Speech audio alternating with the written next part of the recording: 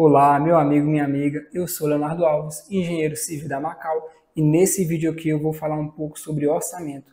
Não exatamente sobre como se faz um orçamento, mas focando na parte que interessa a você, que é cliente, que é saber quais são os principais fatores encarecedores que mais impactam no valor final do orçamento e qual a importância de conhecer esses fatores, ou seja, o que mais afeta no custo da obra. Eu quero te mostrar também o tamanho da importância de fazer um estudo de viabilidade. Esse vídeo aqui vai ser um pouco mais longo, mas como você já sabe, vai ter muita informação útil para você. Então, fica até o final. E para isso, eu vou ir passando pelas etapas da obra e falando um pouco em cada parte. Mas antes disso, eu quero aqui já no início falar do maior erro que as pessoas cometem numa construção em relação ao orçamento dela, que é achar que vai baratear a obra na cotação. Não dá certo tentar baratear a obra na cotação. Se baratear a obra no planejamento, que acontece bem antes de começar a construir. Deixa eu dar um exemplo para tentar explicar melhor isso. De modo geral, e existem exceções, mas no geral o acabamento só vai representar em torno de 18% do orçamento. Então não adianta a pessoa achar que vai baratear a obra cortando metade do orçamento do acabamento, porque isso vai representar 9% de corte de custo. E por que eu estou falando isso? Porque as pessoas costumam achar que o acabamento é metade da obra. Aí a pessoa pensa assim, eu vou começar a obra e se o dinheiro for acabando, eu economizo no acabamento. Aí ela começa a obra sem fazer um orçamento detalhado, sem fazer um estudo de viabilidade para saber se aquela construção vai realmente custar o valor que foi especulado. Nisso a pessoa toma um susto, porque o valor que ela gasta até que se chegue na parte do acabamento é muito maior do que ela espera e maior do que foi falado para ela que ia custar. E é bem provável que o dinheiro da pessoa acabe antes mesmo de chegar na fase de acabamentos. Aí é quando bate o desespero. O dinheiro acabou e você está no meio da obra. E muitas vezes essa pessoa não tem dinheiro para terminar a obra. E acaba tendo que vender o carro, vender um lote, ou até mesmo paralisar a obra. Esse tipo de situação, infelizmente, é uma coisa corriqueira no nosso mercado de construção civil. E é por isso que você escuta demais as duas frases. Obra só dá dor de cabeça e obra sempre estoura orçamento. E por que isso acontece? Isso acontece porque, na maioria das vezes, as pessoas empurram a responsabilidade de economizar para a fase de execução. A pessoa quer economizar depois que a obra já começou. E como eu já disse em outro vídeo, as grandes enxugadas orçamentárias acontecem antes do início da obra, lá na fase de projeto, que é onde tudo é decidido. E depois de decidido, o custo da construção já está meio que pré-determinado. Já não tem muito o que fazer. Por exemplo, se você decidir fazer uma piscina de 3x10, ou seja, de 30 metros quadrados, fazendo ela com estrutura de blocos, com impermeabilização, com acabamento em pedra ou em pastilhas cerâmicas, isso vai ter um custo. E o valor desse custo é de mercado. Para executar ela do jeitinho que foi projetado, o custo não vai variar muito na hora de orçar. Agora, se você decide por instalar uma piscina pronta, dessas de fibra, o custo já reduz drasticamente. E por quê? Porque o custo de mercado para comprar e instalar uma piscina dessa é muito menor. Então você está pegando a ideia? Você pode baratear ou onerar uma construção através de decisões. Se você escolher por fazer uma piscina com estrutura e acabamento, isso vai te custar mais. Se você escolher por instalar uma piscina pronta de fibra, isso vai te custar menos. O que faz a obra baratear ou ficar mais cara são as escolhas que você toma antes da obra começar, lá na parte de planejamento e projeto. Agora que você começou a entender que o que mais afeta o custo de uma obra são as decisões que você toma antes dela se iniciar, a gente pode ter um papo sobre os pontos que mais impactam no orçamento. A começar pelo terreno. As duas coisas que vão mais impactar no orçamento em relação ao terreno é a resistência do solo e se esse terreno está em aclive ou em declive. Em relação à resistência do solo, ela vai impactar tanto na escolha do tipo de fundação, quanto na profundidade dessa fundação. Um solo com mais resistência vai tender para uma fundação mais rasa, uma sapata, por exemplo. Já um solo com menor resistência, mais mole, vamos dizer assim, vai tender para uma fundação mais profunda, para algum tipo de estaca. Agora, qual tipo de estaca vai depender de outros fatores, como se tem nível de água no solo, se tem camada de rocha nesse solo. Porque se tiver água, não vai dar para usar uma estaca escavada comum. Talvez tenha que usar uma hélice contínua, por exemplo. Se tiver camada de rocha, é provável que tenha que usar uma perfuratriz. E como que eu vou obter essas informações sobre a resistência do solo, se tem água no solo ou rocha embaixo dele? Através do ensaio SPT. E o que é isso, Léo? É um teste de penetração que a gente faz no solo. E nesse teste, a gente verifica a resistência de cada camada conforme o barrilete vai perfurando. Além de mostrar o tipo desse solo, se é argiloso, arenoso, siltoso, se tem lençol freático, se tem alguma camada de rocha ali. E para saber se naquele lote ali já teve aterro. Ah, Léo, mas isso é besteira. Eu vou gastar mais dinheiro com isso? É o exato contrário. Não é para encarecer, é para baratear a fundação. Se você não fizer o SPT, como que vai fazer para calcular a profundidade e o diâmetro das estacas? Vai ser no chute? Se você fizer no chute, vai acontecer uma de duas coisas.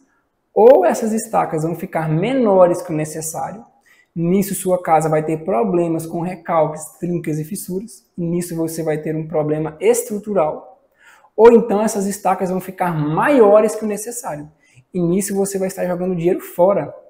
Quando a gente tem o SPT em mãos, a gente consegue chegar num dimensionamento onde a segurança vai estar garantida e as dimensões das estacas vão ficar as menores possíveis dentro dessa margem de segurança.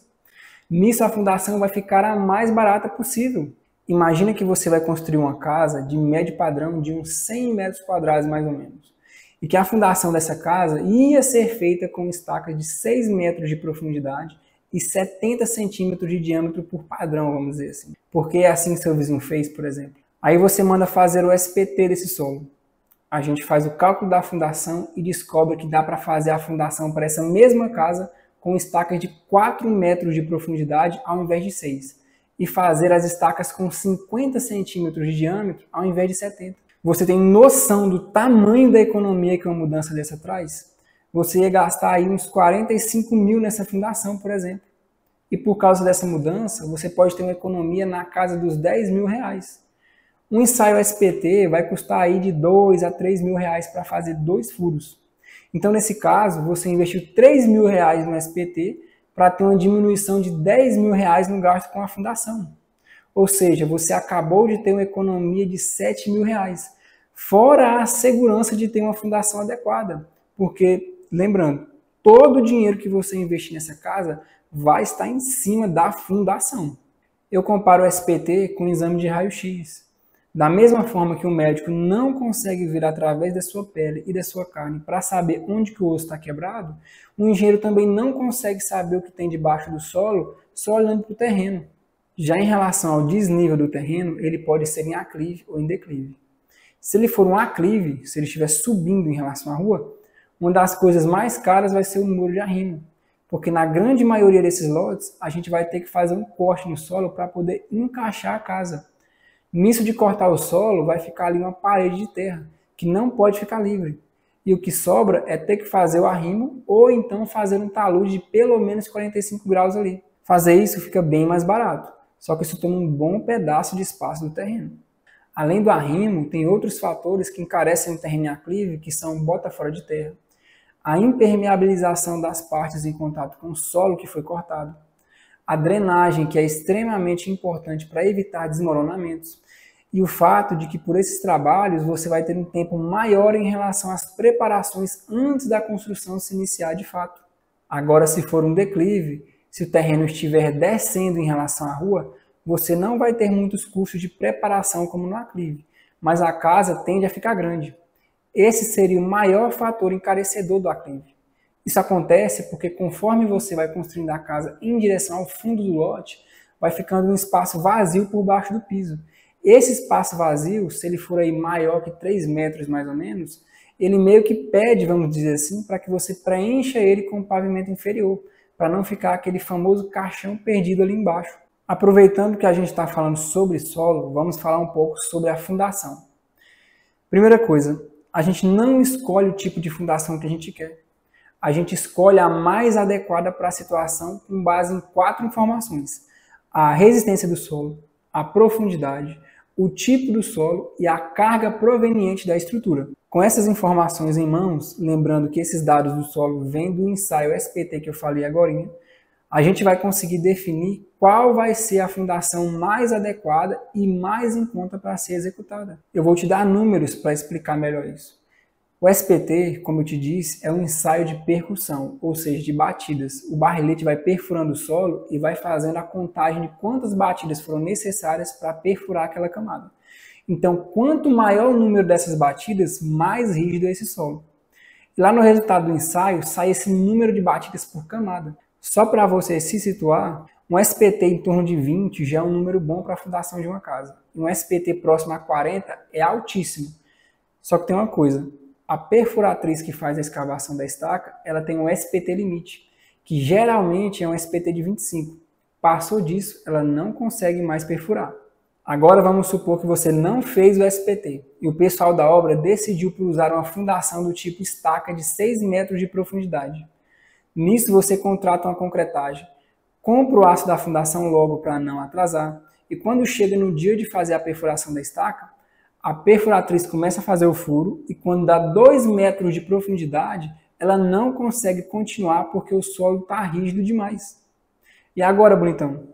Você contratou uma concretagem e comprou aço para uma fundação que não vai ter como ser executada.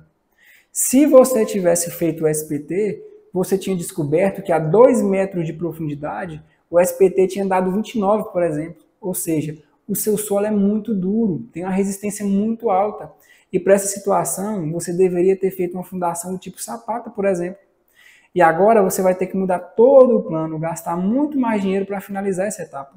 Tá vendo a importância do SPT? Fique esperto. Eu vou dar agora uma pincelada bem rápida, passando pelos tipos de fundações mais usuais que você vai ver por aí e como cada um influencia nos custos. Vamos começar pela fundação mais econômica que existe, que é o radier.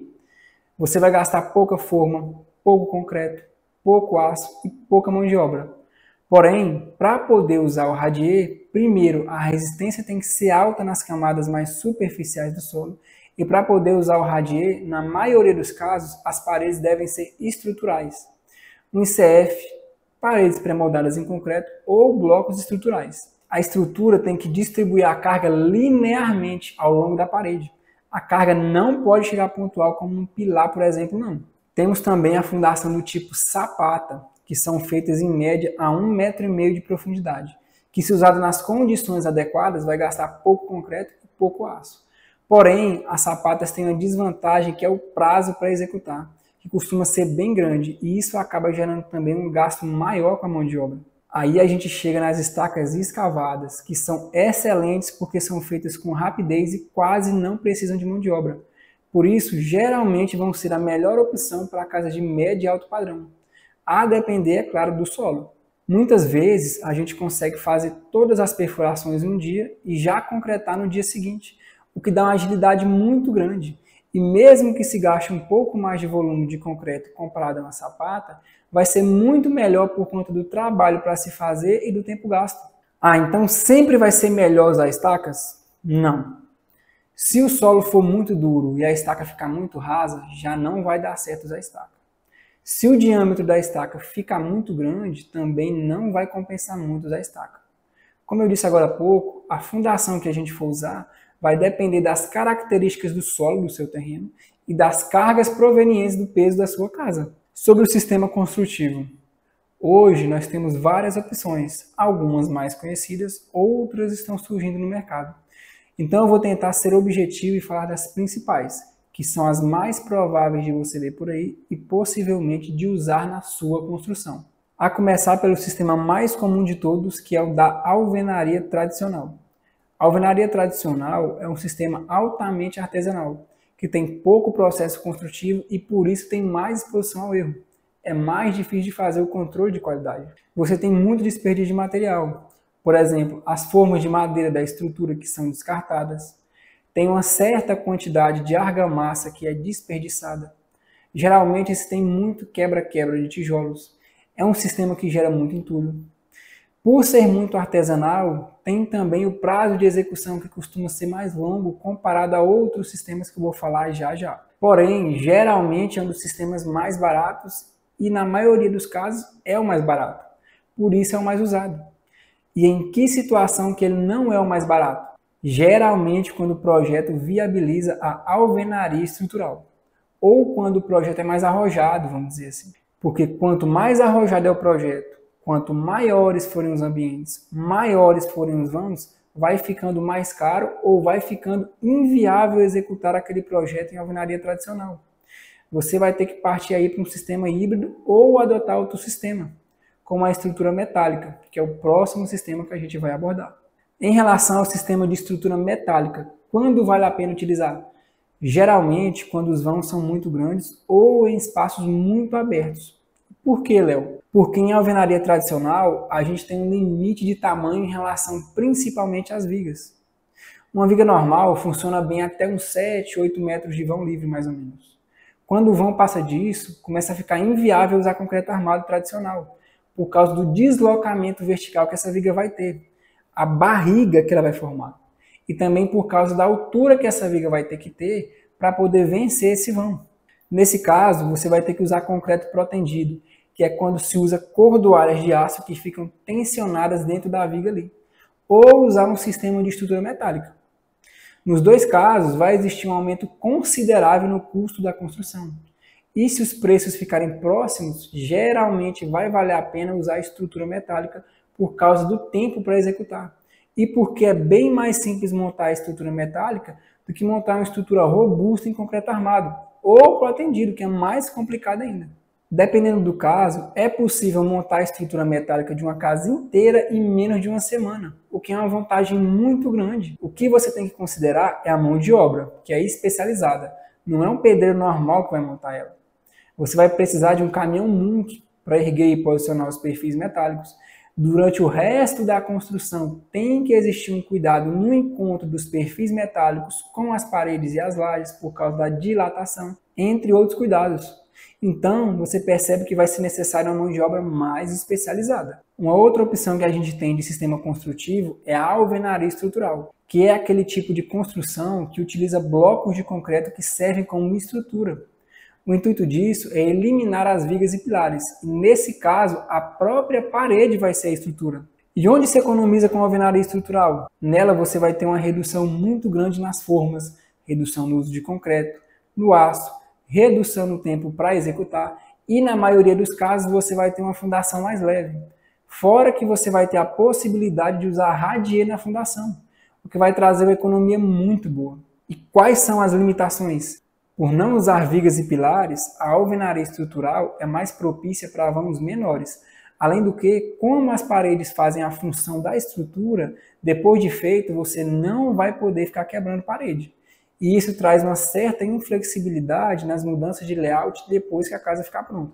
Mais uma opção seria o steel frame, que provavelmente é o sistema construtivo do futuro. E o que é steel frame? É um tipo de estrutura onde a casa vai ter um esqueleto de metal revestido por placas bem resistentes. E existem vários tipos dessas placas com materiais diversos. E dá para fazer qualquer coisa com steel frame? Provavelmente sim. É um sistema extremamente versátil. E provavelmente dá para fazer qualquer tipo de construção com ele sim. E é firme mesmo? Bastante firme. Tanto a parte da estrutura em metal, quanto as placas de revestimento. Eu consigo reformar uma casa feita em steel frame? Consegue. É bem fácil de alterar as paredes. É confortável em relação à temperatura e ao barulho?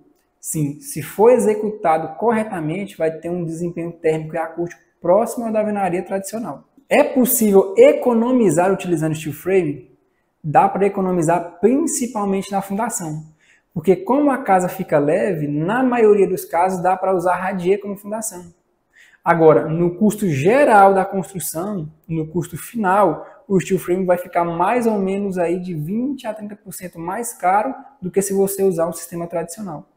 Então você ganha muita agilidade na construção, tem pouquíssimo entulho, pouco desperdício, você vai ter uma casa fácil de reformar, mas o preço ainda é um pouco mais alto do que a construção tradicional.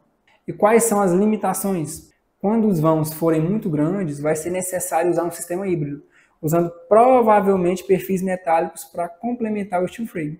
E tem também a questão dos materiais e principalmente a mão de obra, que vai ser difícil de encontrar em cidades do interior. Esses não são todos os sistemas construtivos que a gente tem no mercado. Como eu disse, tem muitos outros, como o ICF, que é aquele sistema que usa painéis de isopor, tem o tijolo ecológico, tem as paredes moldadas em concreto armado, tem vários outros, porém eu acredito que esses que eu abordei sejam os principais. Chegando agora para falar da parte de projetos, e eu fiz um vídeo falando só sobre projetos de uma forma mais abrangente. Esse vídeo está aqui no site, só dá uma procurada aí que você acha. Nesse vídeo aqui, como a gente está falando sobre orçamentos, eu vou focar nos fatores encarecedores do projeto, assim como eu tinha prometido que ia falar em outro vídeo aí. Quais são as decisões de projeto que mais impactam no custo da obra? É sobre isso que a gente vai falar agora. Vamos começar pelo primeiro fator encarecedor, que é a metragem. E por que começar pela metragem? Porque se errar a metragem, o orçamento da obra já começa furado. Então a metragem é o fator preponderante no orçamento. O que eu sugiro é que antes de fazer um projeto arquitetônico, você decida quanto quer gastar até o final da obra, para que a gente possa fazer uma estimativa de custo por metro quadrado, para que com isso a gente tenha uma estimativa do tamanho da casa. Por exemplo, suponha que você dispõe de R$450 mil para gastar na construção da sua casa. E você quer construir essa casa num padrão médio, com certos detalhes ali, que vão fazer essa construção custar mais ou menos R$3.800 um metro quadrado, por exemplo. Se a gente dividir os 450 mil que você tem por R$3.800 um metro quadrado, a gente chega numa quantia de 120 metros quadrados aproximadamente. Lembrando que isso é só uma estimativa, não é assim que se faz orçamento não. Então, nesse exemplo, na hora de elaborar o projeto, a metragem dele tem que ficar próxima desses 120. Agora vamos supor que você mandou elaborar o projeto arquitetônico sem fazer isso. Aí quando o projeto fica pronto, ele tem 200 metros quadrados de área construída. E aí você quer construir nesse mesmo padrão que vai ficar em torno de R$3.800 o metro quadrado. Agora, a estimativa de custo total dessa obra passou a ser de R$760 mil, sendo que o seu orçamento é de 450. Ou seja, esse projeto está inviável financeiramente para você. Já o fator encarecedor número 2 em relação ao projeto são os vãos e a geometria. Quanto maiores os vãos, quanto mais amplos os ambientes, mais caro fica de executar. Obras mais compactas, com as paredes mais próximas, são mais baratas. Então, falando de padrão, quanto maior o padrão de uma casa, maior é a amplitude dos vãos. E por que isso acontece? Até uns 5 metros de vão livre, a estrutura é tranquila de se trabalhar, vamos dizer assim. Nisso fica mais econômico. Quando passa disso e o vão vai aumentando, vai ficando cada vez mais caro executar essa estrutura, porque o tamanho das vigas e pilares, para vencer esses vãos, vão ficando cada vez maiores. Aumenta muito, mas muito mesmo a quantidade de aço. Quando você vai concretar, o peso próprio da estrutura é muito grande. Então você não pode usar tábua de madeira pino nas formas. Vai ter que usar placa de madeirite, que custa bem mais caro. E vai precisar deixar a forma bem mais reforçada com travamento de metal em vez de madeira. E isso não é um pedreiro comum que faz. Tem que ser um carpinteiro mais especializado, que vai custar mais caro. Por causa do peso que é maior, vai ter que fazer um escoramento mais reforçado e em maior quantidade. Numa obra mais simples, dá para usar eucalipto ou outro escoramento leve que tem um custo mais baixo. Quando o peso é maior e o vão é alto, você tem que usar torre metálica, que vai custar mais caro. Na hora de concretar, vai ter que usar um concreto usinado, de maior resistência, que vai custar mais caro. E pode ser também que o concreto armado tradicional não consiga suportar essas cargas. Aí a gente vai ter que partir para um concreto protendido, para uma estrutura metálica, e isso vai ficar mais caro. Então você está percebendo que uma casa com grandes vãos, ela não é mais cara só por uma questão de status? Uma casa de alto padrão com grandes vãos é vendida com um metro quadrado mais caro porque ela custa muito mais caro para se fazer. As pessoas têm uma ideia de que se dobrar o tamanho do vão, o custo para se fazer vai dobrar junto. Mas não, ele vai quadruplicar. Por isso que muitas vezes uma casa de 2 andares vai ter uma estrutura mais robusta, com pilares e vigas com dimensões maiores que um prédio de 6 andares. Então, se você quer uma obra com custo mais baixo, a casa tem que ser mais compacta, com paredes mais próximas uma da outra. O próximo fator encarecedor no projeto é a estética. Aí nisso entra muita coisa. Por exemplo, planos envidraçados que custam em média 8 vezes mais caros que uma parede de alvenaria. Então, fechar uma lateral de um ambiente usando vidro custa bem mais caro. Brises, aqueles ripados de alumínio que o pessoal põe na fachada, custa aí mais de R$1.000 o metro quadrado. Escadas complexas usam muito aço e por isso custam bem mais caro. Detalhes de interior, alguns aspectos de acabamento podem custar um valor elevado. Decks de madeira têm um alto valor de execução e de manutenção também. Enfim, a questão estética pode encarecer bastante a obra. A influência no custo dos demais projetos vai depender do arquitetônico. O jeito que o arquitetônico foi modelado vai pedir uma determinada estrutura. Então, o projeto estrutural vai ser refém do arquitetônico. E isso vai depender principalmente do tamanho dos vãos, como eu falei. Da mesma forma, acontece com os demais projetos. Lá no arquitetônico, vai dar para ver onde vai ter geladeira, armário, torre quente, máquina de lavar, chuveiro, pia, vaso. Então, com base nisso, vão ser posicionadas e dimensionadas toda a parte elétrica e hidráulica. O que dá para ser feito é fazer alguma alteração no projeto arquitetônico por causa de algum detalhe. E isso acontece com uma certa frequência e não é problema nenhum também fazer essas alterações enquanto está tudo no papel. Bem, agora que você já está a par de tudo que eu falei até aqui, não vai ser difícil para você entender que, como eu já disse em outros vídeos, 95% da economia de uma obra vem dos projetos e só 5% vem da execução. 95% da economia de uma obra acontece antes dela iniciar, através das decisões que você toma. As decisões que você tomar vão te levar para uma obra mais onerosa ou para uma obra mais econômica. Eu vou dar o mesmo tipo de exemplo que eu falei no vídeo sobre projetos, tentando resumir o que eu falei até aqui nesse vídeo usando dois casos. No caso número 1, você comprou um lote em aclive. Lembra, aclive é aquele lote que sobe em relação à rua. Por ser em aclive, você vai ter que fazer cortes no terreno, vai ter que fazer muros de arrimo, vai ter que fazer impermeabilização e drenagem. E nesse terreno, você constrói um sobrado de 300 metros quadrados, com grandes ambientes, com muita volumetria lateral. Por causa disso, a estrutura vai ser mais robusta, a dimensão das vigas e dos pilares vão ser maiores. Talvez você tenha que usar concreto protendido ou usar vigas metálicas. Vai gastar muito mais aço, vai gastar mais concreto, vai ter uma carga maior na fundação e essa carga maior vai fazer você gastar mais na fundação. Como a estrutura é mais pesada, você vai ter que fazer uma forma mais robusta, usando madeirite. A mão de obra para fazer isso é uma mão de obra mais especializada, que tem um custo maior. Você vai ter que fazer um tipo de escora mais resistente, que tem um custo maior. Nesse caso número 1, vamos supor que você optou por esquadrias de alumínio e optou por revestimento de pedras de alto valor. Agora, depois de tudo que você viu nesse vídeo, eu acredito que você seja capaz de perceber que essa obra está cheia de fatores encarecedores. Agora, vamos para o caso número 2. Nesse caso número 2, você comprou um lote praticamente plano. Então, vai ter pouca ou nenhuma movimentação de terra e provavelmente não vai ter muro de arrimo. Nesse terreno, você vai construir uma casa de 150 metros quadrados, no lugar de 300 metros quadrados, como no caso 1. E nessa casa de 150 metros quadrados, os vãos livres vão ser menores. As paredes vão estar mais próximas umas das outras, o que vai fazer a estrutura ser mais simples e vai permitir que as formas sejam feitas com ripas de madeira pinos. A mão de obra para fazer isso é mais em conta. Como a estrutura é mais simples, vai gastar menos concreto, menos aço. Nisso, a estrutura vai ser mais leve, o que vai trazer economia para a fundação. No acabamento, você optou por revestimentos menos onerosos. Tá vendo que agora, nesse caso, a obra está cheia de elementos que vão diminuir o custo dela. Então você percebe que o que realmente dita o valor da obra não é a execução, e sim as escolhas que você toma muito antes da obra começar.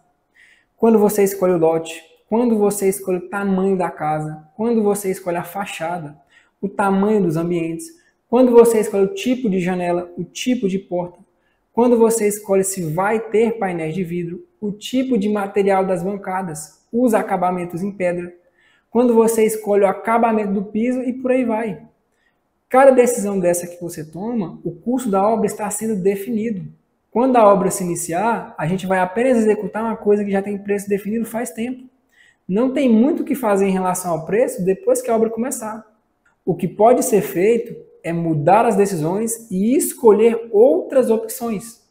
Por isso não faz muito sentido você se preocupar com a economia depois que a obra começa. Só que, infelizmente, é o que mais acontece. Geralmente, até por não ter conhecimento, a pessoa ignora tudo que eu falei nesse vídeo. Começa a construir primeiro, sem ter um valor realista de quanto a obra que ela tem em mente vai custar, para depois se preocupar em economizar. É por causa disso que no Brasil as pessoas têm a ideia já culturalizada de que obra sempre estoura orçamento, que você acha que vai gastar um valor e acaba gastando o dobro, e por aí vai. E isso é uma consequência também de uma outra cultura que o brasileiro tem, que é a de não planejar as coisas. O brasileiro tem uma pressa terrível na fase de projeto e planejamento, e aí, na hora de executar, a obra acaba demorando o dobro do tempo que deveria. Eu te garanto que quanto mais você investir na fase de planejamento, maior vai ser o nível de precisão em relação ao que vai ser feito. E essa maior precisão em relação ao que vai ser feito, é claro que vai te dar um maior controle no custo total da obra. Por isso é tão importante se fazer um estudo de viabilidade financeira e um orçamento executivo. E qual é a diferença entre eles? O estudo de viabilidade financeira, que a gente chama de EVF, é parecido com o orçamento, só que ele é feito geralmente bem no início, quando se tem apenas um escopo do projeto arquitetônico ou apenas um projeto arquitetônico básico mesmo. Porque através do EVF, a gente vai fazer revisões no projeto para encaixar ele no custo. Então você percebe que o EVF vai moldar o projeto. Para fazer o EVF não precisa dos demais projetos, porque a ideia dele não é ser extremamente próximo do valor final, mas sim ser uma boa estimativa de valor. A função dele é verificar, como o próprio nome já diz, a viabilidade do que se pretende executar.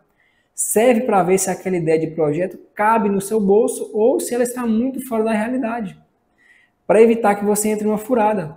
Então acaba que é normal fazer revisões no arquitetônico depois que o EVF está pronto. Por exemplo, você quer fazer uma reforma na sua casa e o dinheiro que você tem para essa reforma é 50 mil reais. Aí você mandou fazer um EVF e por meio desse EVF descobriu que essa reforma, do jeito que você quer fazer, vai custar na faixa dos 80 mil reais. Nesse caso, você teria a possibilidade de fazer alguma alteração no projeto para baixar o valor dessa reforma, ou até mesmo desistir dessa reforma e fazer ela no futuro. Isso tudo antes de começar a obra e antes de gastar dinheiro numa obra que estaria fora da sua realidade financeira para aquele momento. Tá vendo como o EVF te tira de uma enrascada? Agora, um orçamento detalhado, também chamado de orçamento executivo, é feito quando a gente já tem todos os projetos em mãos. Então, ele é bem mais completo e por isso a gente consegue chegar muito próximo do valor real final. Ele é a etapa final depois do projeto finalizado e compatibilizado, com todos os detalhes específicos definidos. Então, ele não é estimativa, é vida real, é orçar e ir para a execução da obra. Toda essa parte que envolve o planejamento é essencial para que você chegue na hora de começar a obra com o pé no chão, com segurança financeira, indo dormir tranquilo à noite. Então, pense muito bem sobre isso. E para finalizar, queria te alertar aqui também, e pode ser que você já tenha passado por isso, que infelizmente existem pessoas no mercado de construção civil que jogam o preço da obra lá embaixo só para poder pegar a obra, mesmo sabendo que aquele dinheiro não vai dar. Porque ele vai tirando uma parte para ele durante a obra e depois, quando o seu dinheiro acaba e tem que parar a obra, o cara some ou ele inventa uma desculpa e te pede mais dinheiro. Você deve conhecer essa história, né? O cara fala que a obra vai custar um valor e no final ela acaba custando o dobro. Então fique esperto com esse negócio de preço muito baixo. Às vezes o cara está querendo te enrolar. Ele só quer pegar a obra, tirar dinheiro enquanto você ainda tem e depois vaza. Fique esperto. Meu querido e minha querida, eu vou ficando por aqui. Ficou interessado? Ficou com alguma dúvida? Entre em contato no nosso WhatsApp que está aí no site, que a gente bate aquele papo e tira qualquer dúvida que você tenha. Um abraço e fui!